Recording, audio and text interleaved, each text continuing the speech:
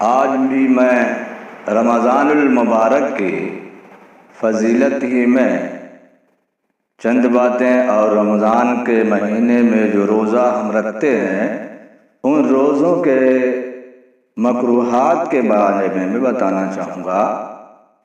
جیسا کہ اللہ تبارک و تعالیٰ نے اس مہینے مبارکہ میں ارشاد فرمایا، شہر رمضان الذی انزل فیہ القرآن، رمضان کا وہ مہینہ جس میں اللہ نے قرآن نازل فرمایا۔ اس طرح اللہ نے اس رمضان کی فضیلت کو بیان کیا۔ اس رمضان کے مہینے میں آدمی روزہ رکھتا ہے، سحری کے وقت سے سحر کے وقت سے غروب آفتاب۔ اسی لیے رسول اللہ صلی اللہ علیہ وسلم نے فرمایا ہے کہ سحری میں جلدی کرو، تاخیر کرو اور افطار میں جلدی کرو۔ آج کل دیکھا جا رہا ہے وہ یہ کہ لوگ افطار میں کہیں تاخیر کر رہے ہیں، نقشے سے ایک دوسرے کی جگہوں کے نقشے کو چلا کر اس میں کم و بیش کر رہے ہیں، حالانکہ حضور صلی اللہ علیہ وسلم نے فرمایا افطار میں تم جلدی کرو۔ میرے آقا صلی اللہ علیہ وسلم ایک صحابی کو ایک پہاڑی کی چوٹی پہ کھڑا کرتے تھے اور ارشاد فرماتے کہ تم دیکھو کہ سورج غروب ہو رہا ہے، جیسے ہی غروب ہو جائے تم مجھے اطلاع کرنا۔ ہمارے آقا صلی اللہ علیہ وسلم اس کا انتظار کرتے تھے، جب سورج غروب ہو جاتا تو وہ اونچی پہاڑی صحابی رضی اللہ تعالیٰ عنہ وہاں سے کہتے یا رسول اللہ سورج غروب ہو گیا ہے۔ میرے آقا صلی اللہ علیہ وسلم روزہ افطارنے کا حکم دے دیتے۔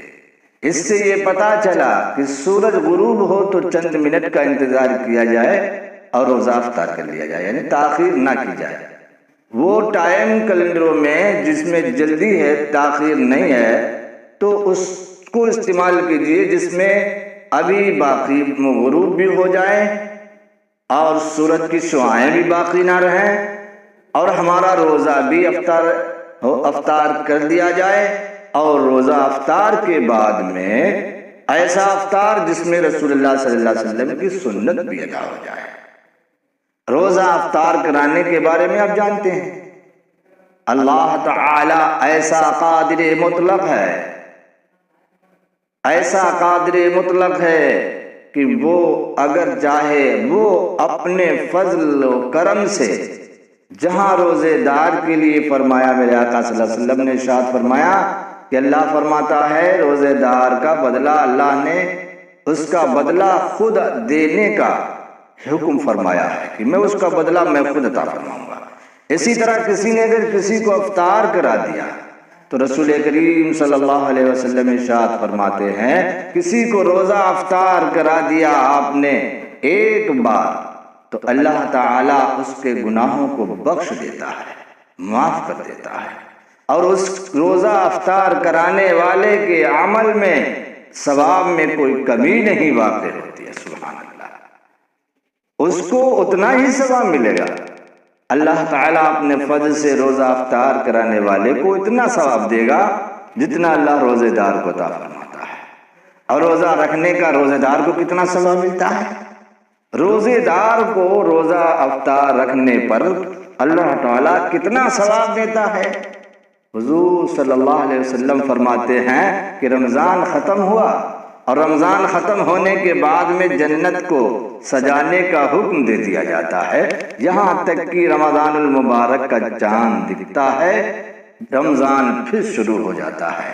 جنت کی حوریں اللہ تعالیٰ جنت میں ایک ہوا بھیجتا ہے جس کی خوشبو سے سب معطر ہوتے ہیں۔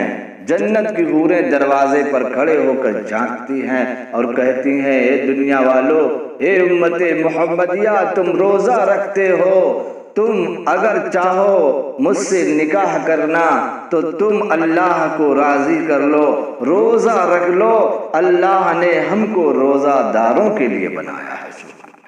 اور یہیں پر بس نہیں، وہ جنت کی حور جس کے پاس 70,000 غلمان ہیں، خادم ہیں، اللہ جس روزے دار کو وہ حور عطا فرمائے گا تو ساتھ میں وہ غلمان بھی اسی کے حکم ماتحتی میں ہوں گے، اور ہر غلمان کے پاس میں ایک سونے کا مرصع کا، میرے دوستو سونے چاندی سے مرصع ایک پیالہ ہوگا، اس پیالے میں وہ پیالہ پانی، دودھ، شہد، برف کے اور ایک کوثر کا جو جام ہے، ایسا جام جو پیے گا تو اس میں طرح طرح کے ذائقہ ہوں گے۔ ایک کاسا ہوگا، اس میں طرح طرح کا ایک بہترین کھانا ہوگا، ہر لقمے کا مزہ الگ ہوگا، ہر ذائقے کا مزہ الگ ہوگا۔ وہ حور روزے دار کو ملنے والی ہے۔ سبحان اللہ، کتنے اچھے لوگ ہیں جو روزہ رکھیں گے، جن کا بدلہ اللہ خود عطا کرے اور جنت کی حور سے عطا فرمائے، اور ایسی حور سبحان اللہ اگر وہ آسمان سے زمین پر جھانک لے تو اس کی خوشبو سے اور اس کے نور سے دنیا والے بے ہوش ہو جائیں۔ تو اے لوگوں، ہم کہتے ہیں کہ روزہ یہ تو آخری عشرہ چل رہا ہے، آخری عشرہ جس میں اللہ نے جنت کے دروازوں کو کھول دیا ہے، جنت کے دروازے کھلے ہوئے ہیں، جہنم کے دروازے بند ہیں۔ اب جو بھی انتقال بھی کر جائے کوئی جہنم میں جائے گا نہیں، اس وقت جنت کے دروازے کھلے ہوئے ہیں، شیطان بند ہے۔ آپ یہ نہیں کہہ سکتے کہ ہم نے روزہ نہیں رکھا، ہمیں شیطان نے برگلا دیا تھا، شیطان تو قید میں ہے۔ اگر آپ روزہ نہیں رکھ پا رہے ہیں تو آپ کے نفس کی شرارت ہے، آپ کے نفس کی شرارت ہے، آپ کی خود ذاتی غلطی ہے، آپ کی خطا ہے کہ آپ روزہ نہیں رکھ پا رہے ہیں۔ لیکن آپ اگر روزہ رکھیں گے تو اللہ تبارک و تعالی تمہیں اس کے بدلے میں ایک حور عطا فرمائے گا۔ سبحان اللہ۔ اس لیے روزہ دیکھو خالی کھانے پینے کا ہی نام نہیں، رکنے کھانے اور پینے سے رک جاؤ روزہ ہو گیا، نہیں۔ ایسا بھی نہیں کہ ہم اگر دن بھر کھائے نہیں، پانی نہ پیے اور روزہ ہمارا ہو گیا، نہیں۔ روزہ کھانے پینے سے رکنے کا بھی نام ہے، اور روزہ جھوٹ غیبت سے بچنے کا بھی نام ہے۔ بیوی سے مباشرت سے بھی روکنا بھی ضروری ہے، بیوی سے اپنے بیوی سے شہوت کے ساتھ بوسہ لینے سے بچنا، جھوٹ سے بچنا، غیبت سے بچنا، برائیوں سے بچنا، ان تمام چیزوں سے بچنے کا نام روزہ ہے۔ ایسا نہیں کہ ہم نے کھایا نہیں، دن بھر پانی نہیں پیا، ہمارا روزہ ہو گیا، بلکہ روزہ اس چیز کا نام نہیں، روزہ تو نام ہے جھوٹ سے بہت اجتناب کرنا، غیبت سے بہت دور رہنا، گالیوں سے بہت دور رہنا۔ ارے گالی تو ویسے ہی حرام ہے۔ میرے آقا صلی اللہ علیہ وسلم فرماتے ہیں ایک زمانہ آئے گا کہ لوگ اپنے ماں باپ کو گالیاں دیں گے۔ صحابہ کرام رضی اللہ تعالیٰ عنہم کو بہت تعجب ہوا، یا رسول اللہ کوئی اپنے ماں باپ کو گالی دے گا؟ میرے آقا نے فرمایا ہاں، جب وہ کسی دوسرے کو گالی دے گا، کسی دوسرے کے ماں باپ کی گالی بکے گا تو وہ گالی پلٹ کر اسی کو پڑ جائے گی، تو گویا وہ دوسرے کو نہیں دے رہا ہوگا، خود کو دے رہا ہے۔ اے مسلمانوں، ہم جان نہیں پا رہے ہیں اور غصے میں غیروں کو گالی بک رہے ہیں، اس سے ہمیں بچنا ہے، اس لیے کہ وہ گالی تمہاری طرف پلٹی جانے والی ہے۔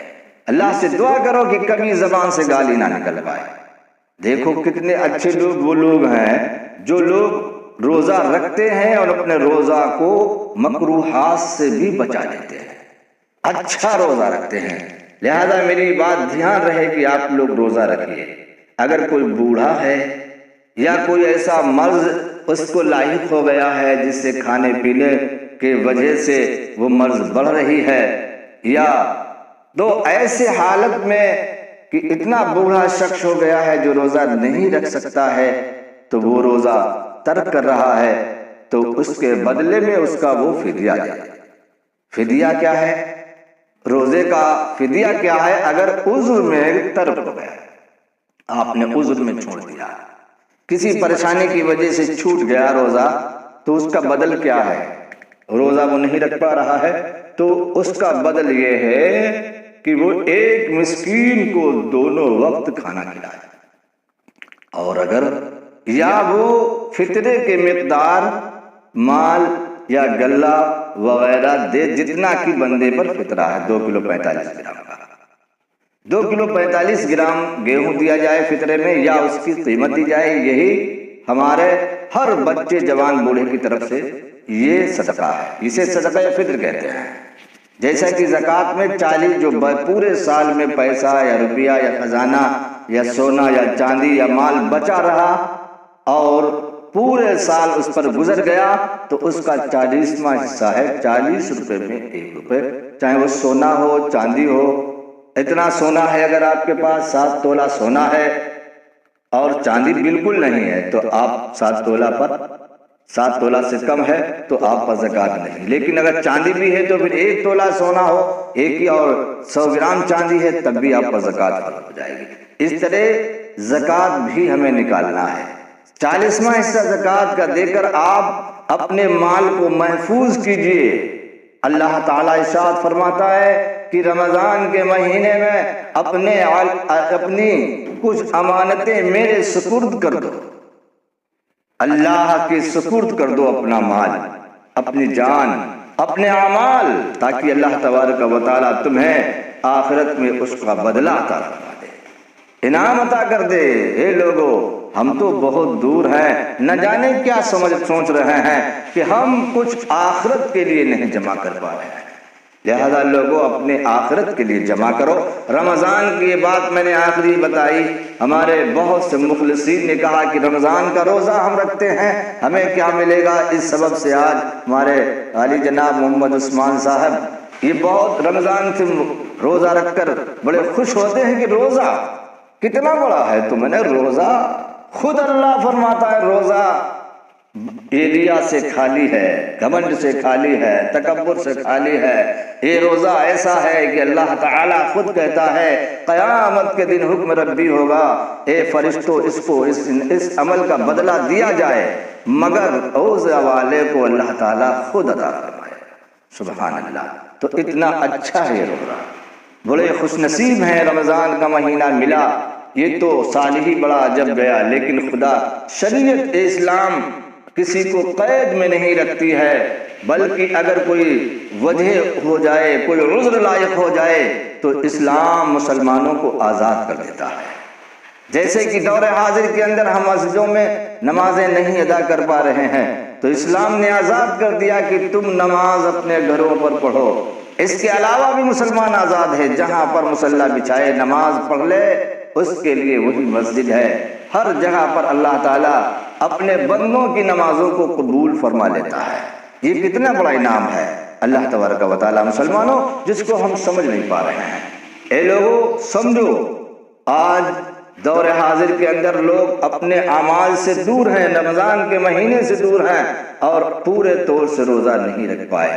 وہ لوگ بڑے نقصان میں رہیں گے، لیکن اللہ تعالیٰ کی رحمت دیکھیے، کرم دیکھیے، فضل دیکھیے کہ ہم لوگ کیونکہ اللہ نے کتنا اچھا اسلام، کتنا بہترین دین اسلام عطا فرمایا، جو اسلام ایسا اسلام ہے کہ سارے مذاہب ہمارے اسلام کی طرف دیکھتے ہیں اور یہ کہتے ہیں ان الدین عند اللہ الاسلام، بے شک دین اسلام اللہ کے نزدیک سب سے پیارا دین ہے۔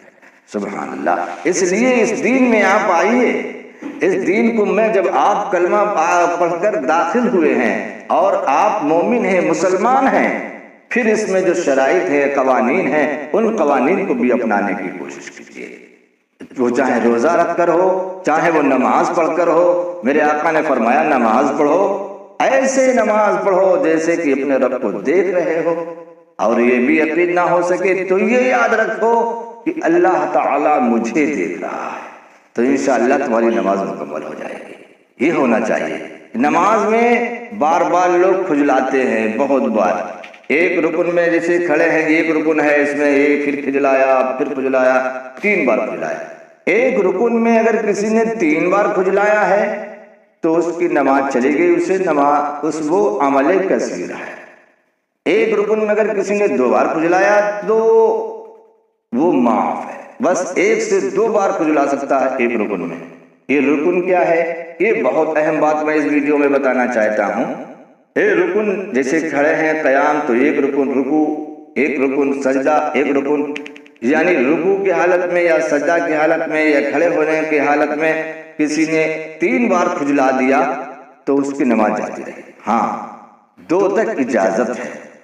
ایسے تو عمل بہت کر رہے ہیں لوگ، اسی طرح نماز پڑھی، ہم نے سجدہ کیا، سجدے میں اگر ہم نے اپنا سب سے پہلے جبین رکھی، پیشانی رکھی، اس کے بعد اپنی ناک کو لگایا، پھر سبحان ربی الاعلیٰ پڑھا، یاد رکھیے پھر خالی سجدہ ابھی نہیں ہوا ہے، اب ہمیں نماز میں پہلے ناک لگانا ہے، پھر پیشانی رکھنا ہے، اور اس کے بعد میں دیکھنا ہے کہ میری پیر کی انگلی لگی ہیں کہ نہیں لگی ہیں۔